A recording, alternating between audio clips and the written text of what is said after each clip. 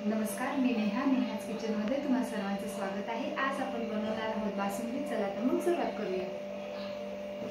बासुंदी तयार करण्यासाठी आपण फुल फॅट दूध घेतलेले आहे।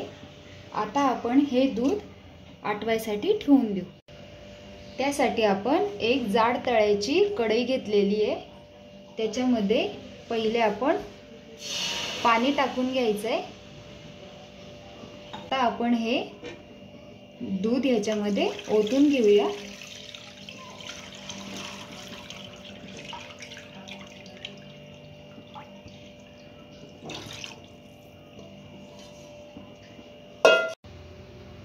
दूध आपल्याला सतत हलवत राहायचं आहे, जेणेकरून ते तळाला आपल्याला लागणार नाही।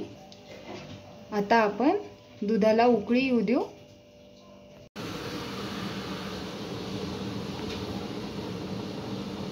आपल्या दुधाला उकळी आलेली आहे आणि आपण ही वर आलेली साय सुद्धा मोडून घ्यायची आहे आणि या दुधामध्येच टाकून घ्यायची आहे। दूध व्यवस्थित आटवून घ्यायचे आपल्याला। सतत हलवत राहायचंय, दूध खाली लागणार नाही याची काळजी घ्यायची आहे। अर्धा तास झालेला आहे। आपली बासुंदी बऱ्यापैकी आटली गेलेली आहे।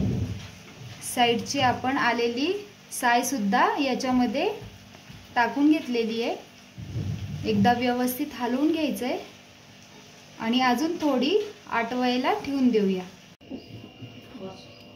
आता यामध्ये आपण केसर टाकून घेऊया।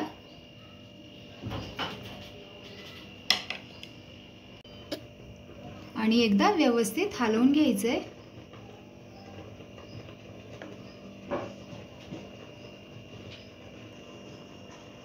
केसरमुळे आपल्या बासुंदीला छान कलर येईल। 1 कप साखर आपण यामध्ये टाकून घ्यायची आहे। साखर तुम्ही तुमच्या आवडीनुसार कमी जास्त करू शकता। आता आपण यामध्ये काजूची पूड टाकून घ्यायची आहे, बदामाचे काप टाकून घ्यायचे आणि विलायचीची पूड आपण यामध्ये टाकून घ्यायची आहे आणि एकदा व्यवस्थित हलवून घ्यायचे। तुम्ही यामध्ये तुमच्या आवडीनुसार चारोळी आणि पिस्ता देखील टाकू शकता। आपली बासुंदी आता तयार झालेली आहे। आता आपण ही थंड करून घेऊया। तुम्ही पाहू शकता दाटसर अशी आपली बासुंदी तयार झालेली आहे। कशी वाटली तुम्हाला रेसिपी कमेंट करून नक्की कळवा। आवडल्यास लाईक शेअर सबस्क्राइब करायला विसरू नका। भेटूया पुन्हा अशाच नवीन रेसिपी सोबत। Bye bye.